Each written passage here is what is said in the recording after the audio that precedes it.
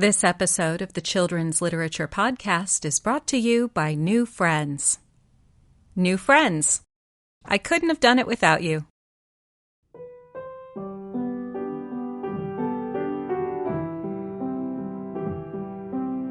Welcome to the Children's Literature Podcast. I'm your host, TQ Townsend. This episode is a Leicestershire Writers Christmas party.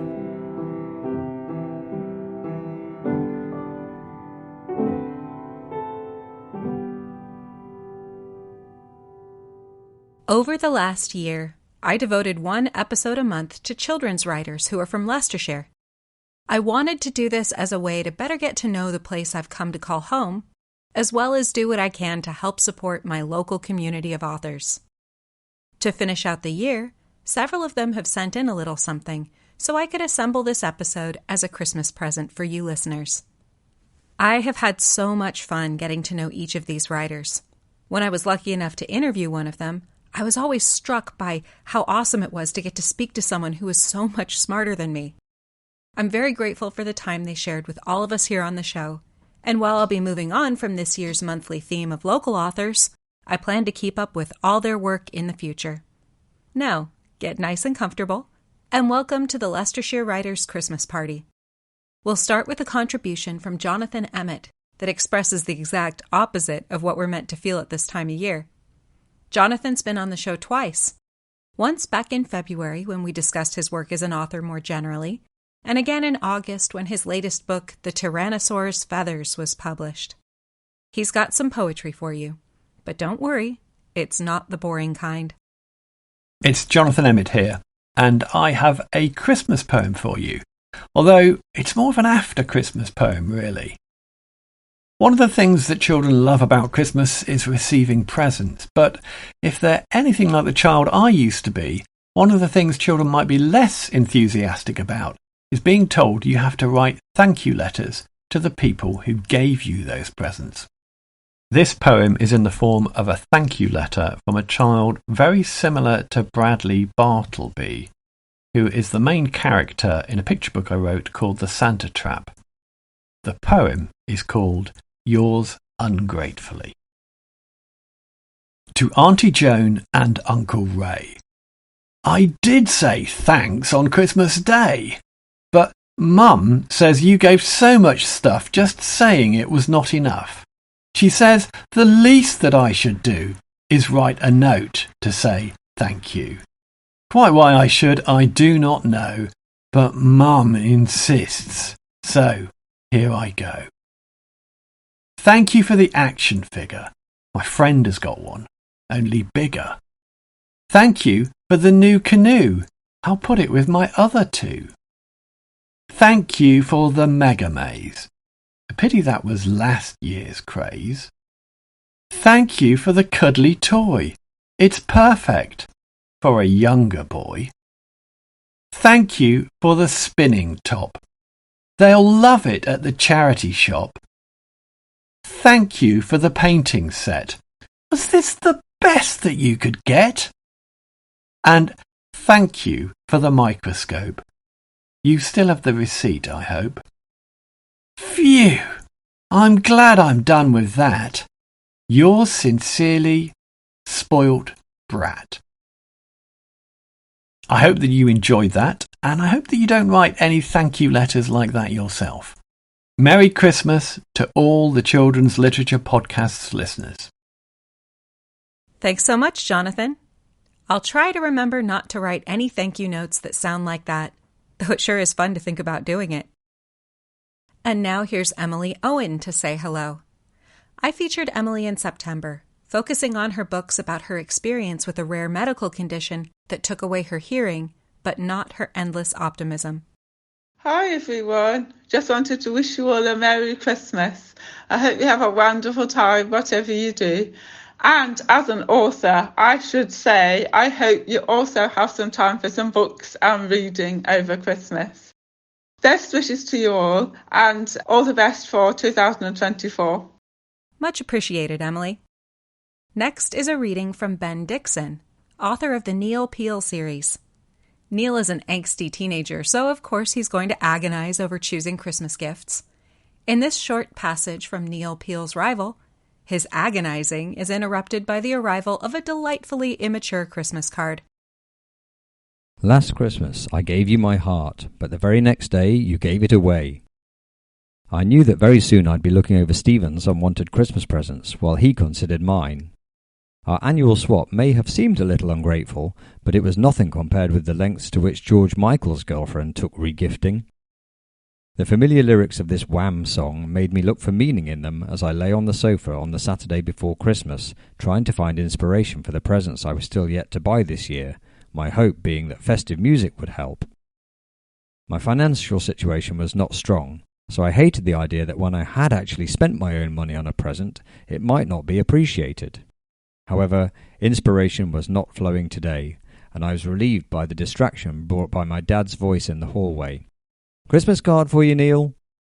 My heart leapt at the hope it might have been from Fleur. After all, who else would be sending me a card through the post?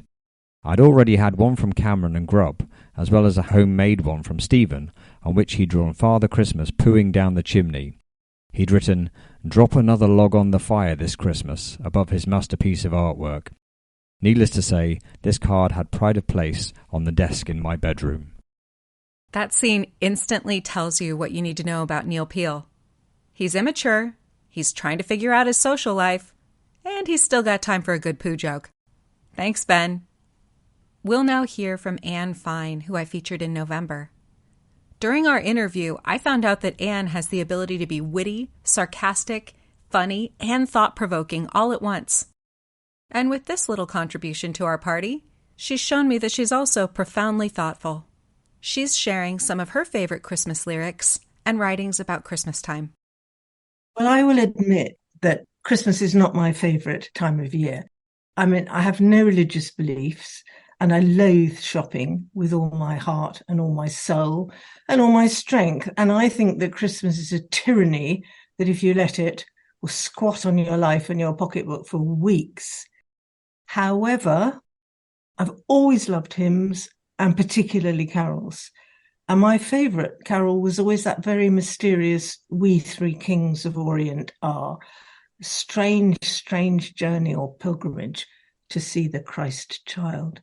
I also love the idea of the turning of the year from gathering darkness to growing light and hope.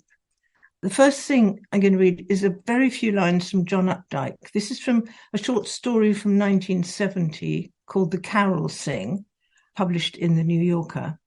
And as the character stands at the community carol sing, he's thinking about all the people around him and why they're there. And this tiny section starts with the carol that they're currently singing. Rise and bake your Christmas bread. Christians rise, the world is bare and blank and dark with want and care. Yet Christmas comes in the morning. And then he thinks, well, why anything? Why do we come every year, sure as the solstice, to carol these antiquities that, if you listened to the words, would break your heart? Silence, darkness, Jesus, angels. Better, I suppose, to sing than to listen. Now, Laurie Lee is an English writer, best known for his memoir of childhood, Cider with Rosie. His poems mainly focus on nature and the countryside, and here in Twelfth Night, he takes us into the imagery of the Christmas story and the universal theme of pilgrimage and the cycles of death and birth, darkness and light. Twelfth Night. No night could be darker than this night, no cold so cold, as the blood snaps like a wire and the heart's sap stills and the year seems defeated. Oh, never again, it seems, can green things run or sky birds fly or the grass exhale its humming breath, powdered with pimpernels from this dark lung of winter. Yet here are lessons for the final mile of pilgrim kings, the miles still left when all have reached their tether's end, that mile where the child lies hid. For see, below the hand, the earth already warms and glows. For men with shepherd's eyes there are signs in the dark, the turning stars, the Lamb's returning time. Out of this utter death he's born again, his birth our Saviour. From terror's equinox he climbs and grows, drawing his finger's light across our blood, the Son of Heaven and the Son of God. And on the same topic, T.S. Eliot's wonderful The Journey of the Magi. A cold coming we had of it, just the worst time of the year for a journey, and such a long journey. The ways deep and the weather sharp, the very dead of winter. And the camels galled, sore-footed, refractory, lying down in the melting snow. There were times we regretted the summer palaces on slopes, the terraces and the silken gulls bringing sherbet.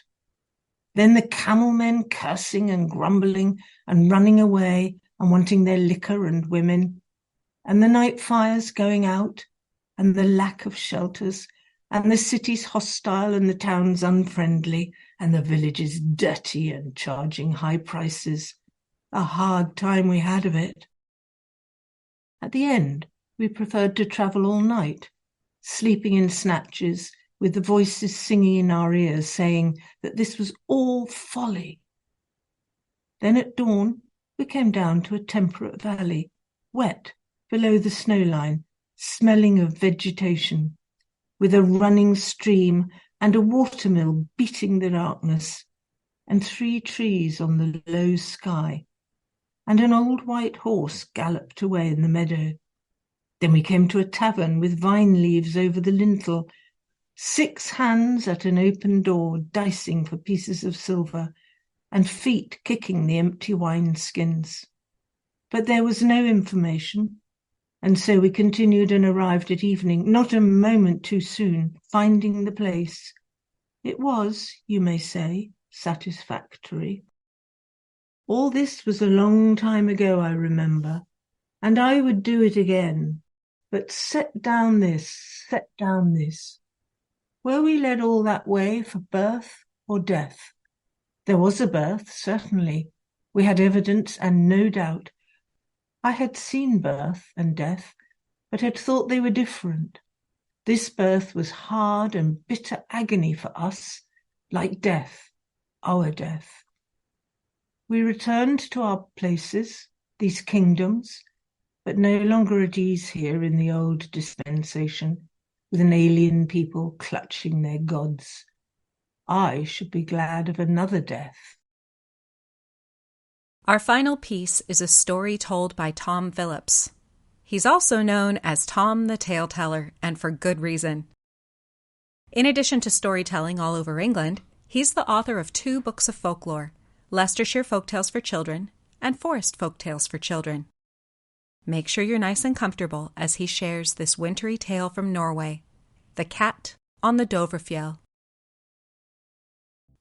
Halvor lived with his family in a lovely log cabin at the edge of the woodland, overlooking the frozen land high up on the Dovrefjell.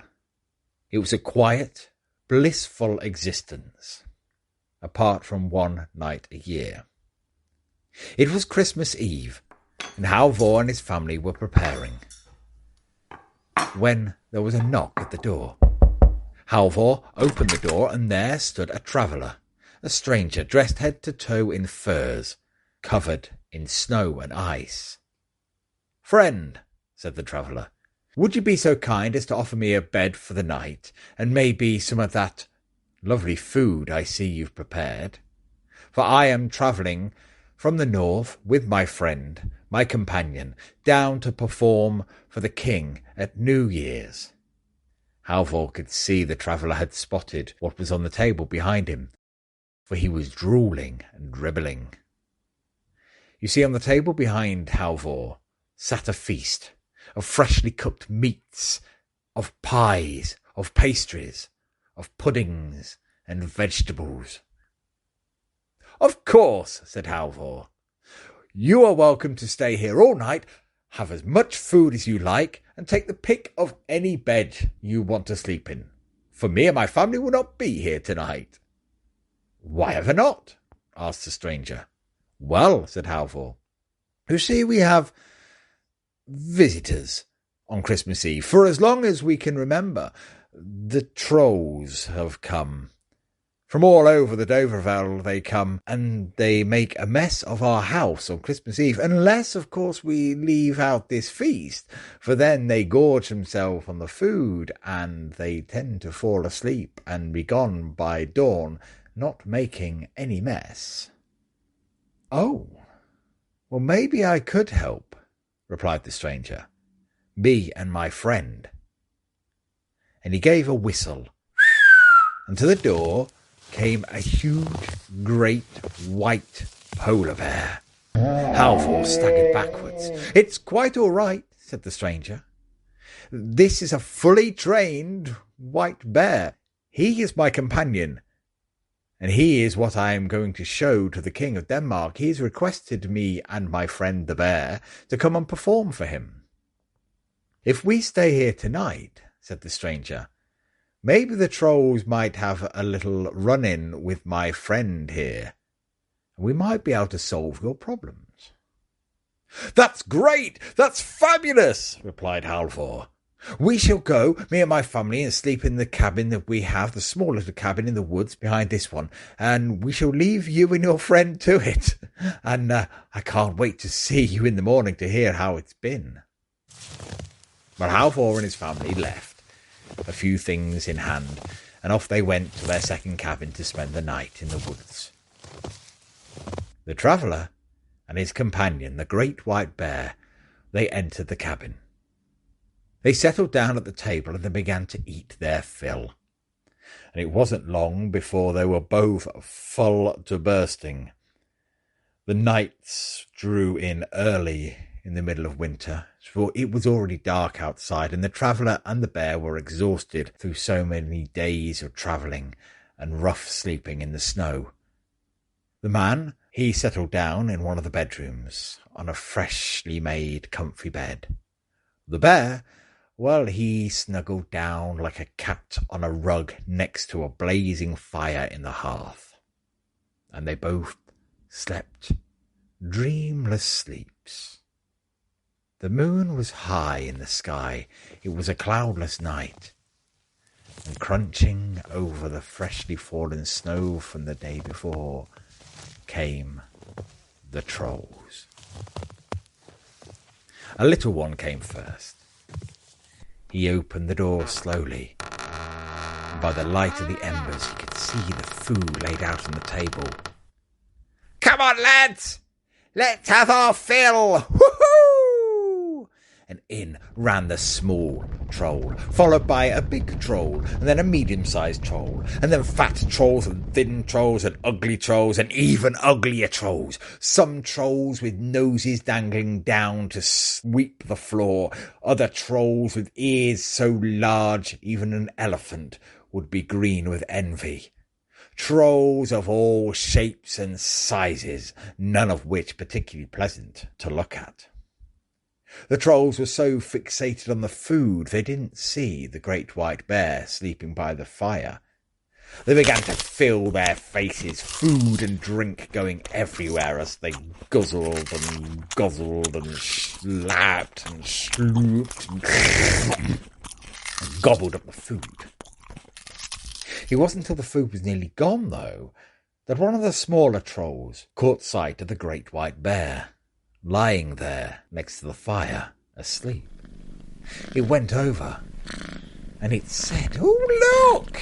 it said. "It's a great big white cat! Halvor and the family have got a cat!" But that's what he thought it was, for it was making a purring sound. What the bear was actually doing was snoring, but the troll wasn't clever enough to figure this one out. He began to stroke the cat. "Nice kitty! Nice kitty!" And then it grabbed the cat's face and smushed its cheeks and rubbed its ugly face against the cat. The cat, or the bear, woke up, eyes opening wide, straight into the troll's eyes, and the purrs of the snores replaced by growls. Well, needless to say, before long, the snores and the growls were replaced with yowls and screams, tooth and claw gnashed and thrashed. The polar bear went to work on the trolls. The trolls did not like this vicious kitty cat, and they soon made a hefty, fast retreat out of the door. A bump, a bang, a wallop. They managed to get out, but not necessarily all in one piece. And they disappeared off into the snow, never to return again. The next morning, when Halvor and his family returned, the house was tidy. The food tidied away, and breakfast ready there on the table. No sign of the traveller and no sign of his great white bear. They didn't quite know what had happened. But they celebrated Christmas like they always did, and they were thankful for the state of the house and for the breakfast. 1 year later, Christmas Eve, Halvor had prepared all the food, and he was out in the woods, chopping wood ready for the fire in their reserve cabin in the woodland, when he heard a little voice from behind a tree. Halvor? Yes, said Halvor. Hello, it's one of the trolls. I'd like to say we're sorry about what we've done in previous years, and we'd just like to check. Have you still got that great big white kitty cat living with you? You know, the one with really sharp teeth and claws and a very grumpy attitude.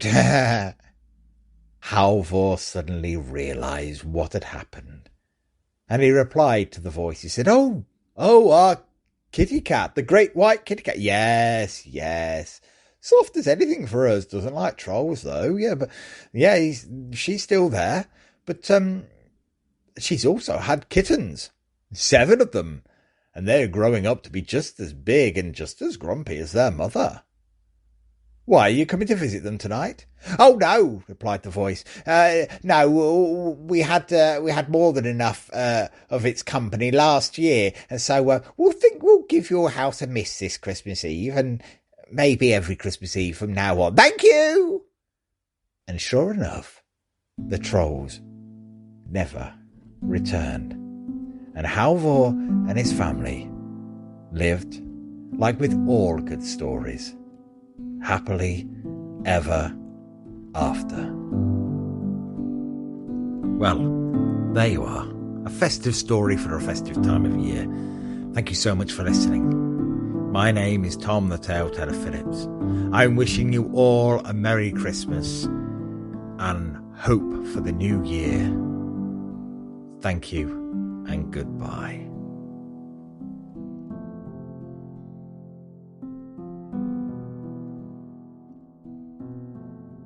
Bravo, Tom! Thanks so much to all the writers who joined us for our little Christmas party. I hope that all of you listeners have a safe and happy holiday season. I'll speak to you all again, starting in the new year. You've been listening to the Children's Literature Podcast. Please subscribe and give the show a rating.